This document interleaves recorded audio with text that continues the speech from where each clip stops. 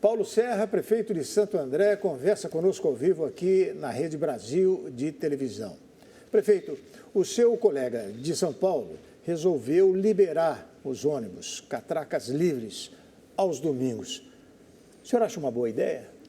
Eu acredito, irmão, que para São Paulo, né, pelo tamanho da cidade, o tempo de deslocamento que a gente tem de uma região para outra, uma cidade que é quase um país, faz sentido. Né? Tem capacidade econômica para fazer, isso deve ter tido, claro, estudos, né, de reposição dessa tarifa para os operadores de transporte, e acho que ele acertou na medida. Agora, cada cidade tem que analisar. Lá no ABC, nós temos São Caetano, que tem tarifa zero todos os dias, mas é uma cidade que tem a segunda maior arrecadação per capita do Brasil, ou seja, uma tem cidade dinheiro muito sobrando. rica, tem 12 quilômetros quadrados, né, muito pequena, com poucos ônibus, e aí também faz sentido. É interessante, Santo André não tem área rural, não é só área nós urbana. Temos só Paranapiacaba. É a maior concentração de habitantes do Brasil, talvez? É uma grande concentração, tem cidades que tem mais, mas nós estamos entre as 10. Agora, Santo André não tem distâncias tão longas, né? Você vai do centro... de um lado para o outro, como é que chama? Você vai em 20 minutos, né? Do centro da cidade até a Vila Luzita, que é uma região já mais próxima das regiões mais periféricas, você não demora mais de 15 minutos. Mas o senhor tem problema de transporte público lá. São duas empresas, né? Então, nós temos um tamanho da rede de transporte de pouco mais de 400 ônibus que não cabem dois sistemas. E hoje nós temos dois sistemas. Nós estamos na fase final para tentar unificar isso. Por isso que a gente está num passo ainda atrás dessa discussão da gratuidade. A gente quer primeiro unificar o sistema, dar mais qualidade. A gente tem trocado os ônibus, já temos hoje grande parte da frota com ar-condicionado, o veículo Euro 6, que é 75% menos poluente, né? Então, mais amigo do meio ambiente, não emite gases de efeito estufa. Então, tudo isso está sendo pensado, mas do ponto de vista da gestão do sistema, o meu grande desafio aí no curtíssimo prazo, e a nossa prioridade lá, é unificar para a gente ter um sistema único de transporte. Você falou de meio ambiente, agora em novembro você participou da COP28 em Dubai, que discute mudanças climáticas. Falou um pouquinho da emissão aí dos ônibus, mas o que Santo André tem feito nessa questão do meio ambiente? Essa é uma pauta que, teve uma grande chuva em 2019, todos se lembram que o ABC, a região metropolitana, foi muito castigado.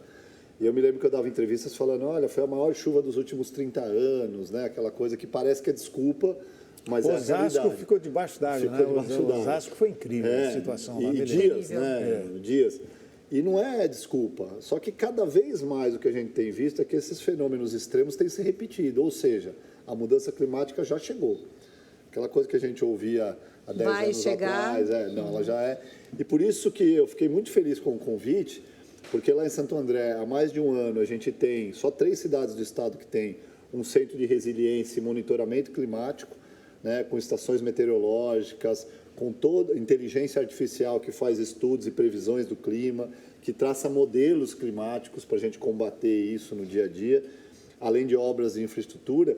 E a gente focou nessa questão porque a gente sabe o quanto isso prejudica o cotidiano das pessoas. A gente tem que enfrentar isso. Nesse ponto de vista estrutural, de quando acontecem os fenômenos, mas também ter políticas de prevenção para diminuir a emissão de gases. A gente está eletrificando parte da frota oficial da prefeitura de carros operacionais, né, para a guarda municipal também. A gente está pensando hoje em trocar aqueles piscinões que são piscinões tradicionais, que no Brasil se fala muito, mas que são áreas impermeáveis, por piscinões parques, né, que pode ser um parque quando não chove, mas quando chove ele pode ser utilizado para poder ser um reservatório de água. Isso está sendo usado já no mundo inteiro. Você não impermeabiliza a cidade e pode fazer o reservatório de água para evitar que essa água se acumule nas vias. Há o plano de arborização, que a gente vai apresentar ainda nesse mês de dezembro, para a gente ter mais cobertura vegetal. Então, tem uma série de medidas que a gente já previu lá na COP, né, do que é tendência, e a gente pode levar esse modelo do nosso centro de resiliência, da melhoria do tratamento de esgoto, da universalização da água, também numa palestra lá que foi a convite da Sabesp. Questão das escolas, hein? Vocês enfrentaram com uma certa dignidade a questão da pandemia lá, não foi? O senhor não foi nem tanto Bolsonaro e nem tanto Dória. Sim. Como é que foi? O problema escolar, a evasão das escolas, O Brasil inteiro sofreu com isso. Muito. Né? A educação é uma das maiores cicatrizes que foi deixada na pandemia. Nós tivemos um período longo, como em todo o Brasil, de não presencial, mas a gente agiu rápido. Além de levar merenda para os alunos em casa... Pois é, questão de alimentação, né, para uma boa parcela da população. Criançada... Se não come na escola, às vezes não tem 32 mil refeição. alunos. A gente distribuiu o tablet com internet para todos os alunos a partir do 3º ano lá. Então, lá efetivamente, a gente conseguiu implementar um ensino à distância. Para poder estudar em casa. Mas não é a mesma coisa. Mesmo com toda... Eu sou daqueles, mano, que defendo a educação presencial, com o casamento do giz e da lousa com as ferramentas tecnológicas. Não dá para a gente abandonar. Só a tecnologia não vai ensinar nossas crianças a ler, a escrever, a fazer a matemática, a geografia. Mas é óbvio que as ferramentas tecnológicas hoje têm que estar presentes na sala de aula e melhoram bastante o desempenho das crianças. A gente passou pela pandemia e logo após a gente investiu muito, né, nessa reestruturação para tirar esse atraso mesmo que pode ter ocorrido. E agora que a gente vai começar, a gente já mede lá, a gente tem um programa que chama Nenhum a Menos, que é para fazer uma busca ativa desses alunos que deixaram de frequentar as escolas na pós-pandemia, né? Então a gente liga, tem assistente social que vai atrás para evitar essa evasão. E nas escolas a gente implementou ferramentas que atraem as crianças também. Então, aulas de robótica. Santo André tem um kit de robótica para todas as crianças que elas aprendem na escola, um segundo idioma. Estamos aumentando o número de escolas de período integral lá na cidade, né? O nosso grande gargalo hoje é que a gestão escolar também é dividida com o Estado, né? Eu também defendo a municipalização e a gente municipalizou 17 escolas no período da nossa gestão. E só não municipalizamos mais por conta da própria pandemia.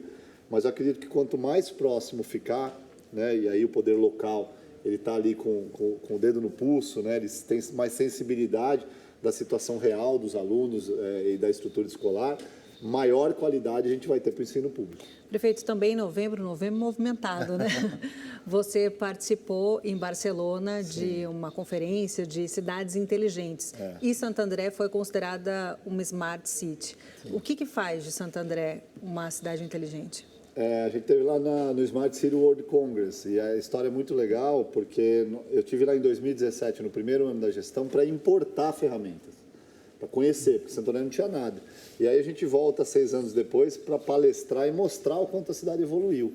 Então nós temos, por exemplo, lá em Santo André, os bueiros inteligentes que avisam quando eles já estão carregados para fazer a limpeza. E como que eles avisam? Eles têm sensores com inteligência artificial nas suas telas e avisam diretamente ao COI, que é o Centro de Operações Integradas, que também nós inauguramos há 2 anos atrás, que mostram quando a cidade precisa de manutenção. Nós temos toda a iluminação da cidade hoje, 75% já em LED, com telemetria e com controle à distância, que só no tempo de ligamento e desligamento a gente economizou milhões, porque a cidade ficava acesa com a luminosidade do sol ainda em alta. Então a gente consegue controlar hoje a luminosidade da cidade para ter maior eficiência energética e também economia para os cofres públicos, né? E nós temos vários outros mecanismos, como a muralha inteligente de segurança, que você filtra não só a questão da mobilidade, a quantidade de veículos que passam em um determinado lugar, para você ter o semáforo inteligente, mas também placas de carro para evitar furto e roubos, que a gente está em franca queda lá de furto e roubos de veículos, justamente por ter essas ferramentas tecnológicas que avisam quando o veículo é furtado e roubado. Então, são muitas experiências, né, que fazem a cidade ser mais reativa com a ferramenta tecnológica, que é justamente o conceito de cidade inteligente. A cidade sozinha, ela vai respondendo, ela vai se adequando, e aí a qualidade de vida do cidadão melhora. O senhor acha uma boa ideia a privatização da Sabesp, não? Porque Santo André vai ter que decidir também, Sim. né? O governador decidiu em termos gerais, aliás, o governador não, a Assembleia. Né? Na verdade, irmão, sua cidade vai ter que... eu defendo a privatização como um conceito geral, no sentido de que a iniciativa privada pode colaborar muito para a melhoria da gestão pública, a gente pode ampliar investimentos, né? Reduzir esses prazos dos investimentos que a Sabesp tinha proposto para São Paulo, universalizar e melhorar a qualidade do serviço. Esses são os conceitos, sem majoração do valor, do preço. Se isso tiver nesse pacote, se o consumidor final não pagar mais caro e se a gente tiver um serviço melhor, é claro que a gente vai ser a favor. Agora, no Brasil, as experiências não tão bem sucedidas que a gente tem de privatização não é por conta da privatização, é a falta das agências reguladoras que não cumprem o seu papel de fiscalizar os contratos. A gente viu o episódio da Enel, né, que a gente teve aí há pouco menos de um mês, recentemente, e não é questão, é bom, não é questão, privatizou a energia, aconteceu isso, não.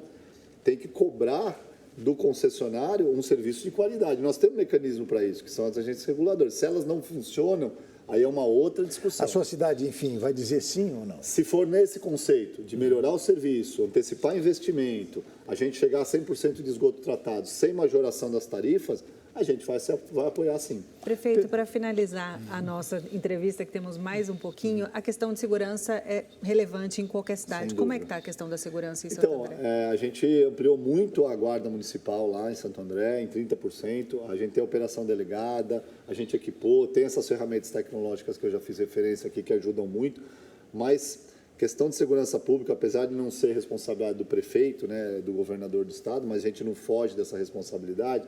Eu sempre digo, quando eu sou perguntado, que é uma questão federal, porque o que a gente precisa é a mudança do Código de Processo Penal. Enquanto a gente não tiver leis mais duras, leis que punem, leis que não gerem uma sensação total de impunidade, principalmente para aqueles crimes menores, mas que afetam tanto a gente no dia a dia, não vai ser só polícia que vai dar conta, né? Porque a gente prende, e nunca em Santo André se prendeu tanto, até pelo uso dessas tecnologias que a gente já falou aqui, e nunca a justiça soltou tanto. E aí não é culpa do promotor e do juiz. É um enxugar gelo. É a culpa da lei. E eu sempre faço um apelo para os deputados que a gente precisa debater a lei penal e o Código Penal no Brasil. Prefeito, nossa conversa infelizmente termina aqui. Muito obrigado mais uma vez, pela sua vinda. Obrigado a vocês, é uma alegria estar aqui.